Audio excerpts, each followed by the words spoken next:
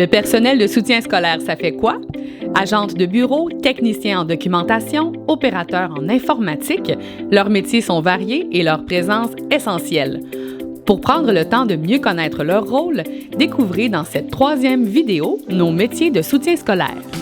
Le rôle du technicien en transport scolaire est de planifier au quotidien pour que tout fonctionne pour le mieux au transport scolaire. Au quotidien, je fais des mises à jour pour connaître les changements que les écoles apportent au dossier des élèves.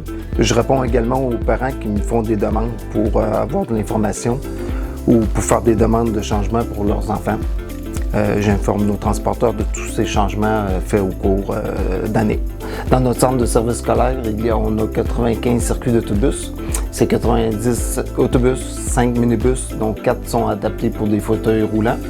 On transporte quotidiennement au-dessus de 5000 élèves dans différentes écoles. Le TTP, c'est un peu un hyper généraliste en sciences et technologies. Fait qu'un TTP, c'est en charge de tous les laboratoires, c'est-à-dire en physique, en chimie, en biologie, ou qu'on pourrait appeler plus technique, là, les machines, avec des machines-outils, des projets plus comme de menuiserie.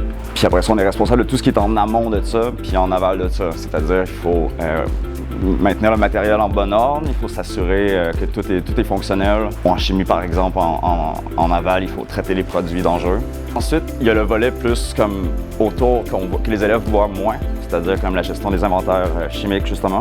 Tout ce qui est relié au matériel, puis mais également aussi la préparation de projets. Les professeurs arrivent avec des idées, puis on essaie de développer ça, puis moi j'essaie de rendre le projet le plus pertinent possible. Bien, globalement, là, ça analyse les informations, ça fait des vérifications, puis ça les synthétise par le biais des rapports, des tableaux, puis des graphiques, dans le but de faciliter là, la gestion administrative.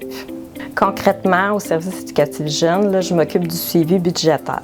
Donc, je peux vérifier les frais de déplacement de l'ensemble des professionnels qui interviennent dans les écoles, mais aussi les feuilles de temps pour la suppléance, puis la libération des enseignants qui participent à des projets spéciaux comme le mentorat, les activités culturelles et les activités numériques.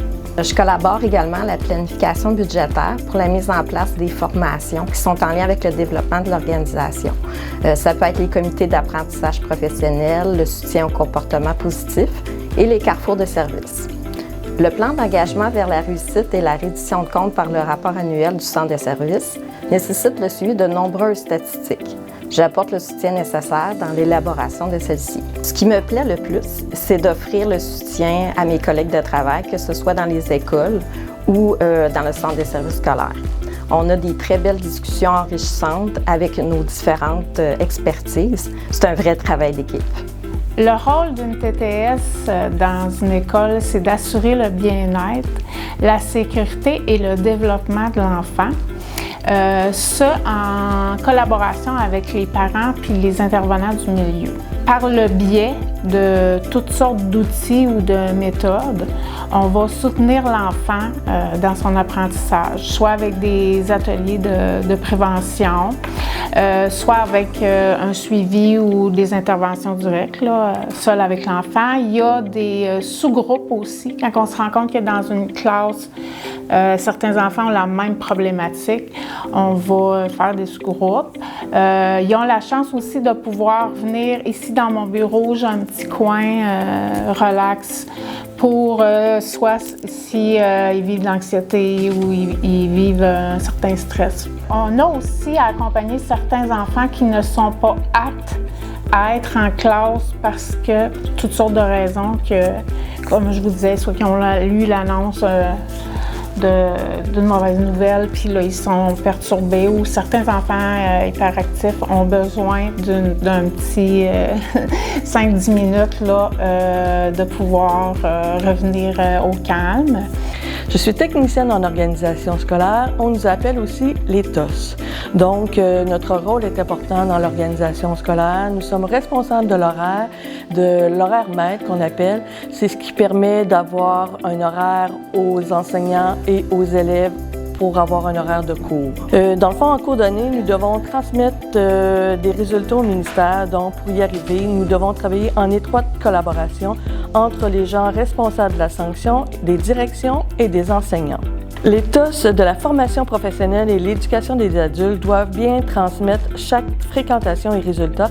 Et nous, au service éducatif, c'est la déclaration du 30 septembre qui est liée au financement de nos écoles. En fin d'année, c'est une grosse période pour nous. Il y a la session d'examen, il y a la transmission des résultats, les bulletins, les cours d'été et j'en passe. C'est de faire que chaque élève ait son inscription, ait son code permanent qui lui est destiné au ministère, ainsi que les sanctions et les certifications qui lui est dues.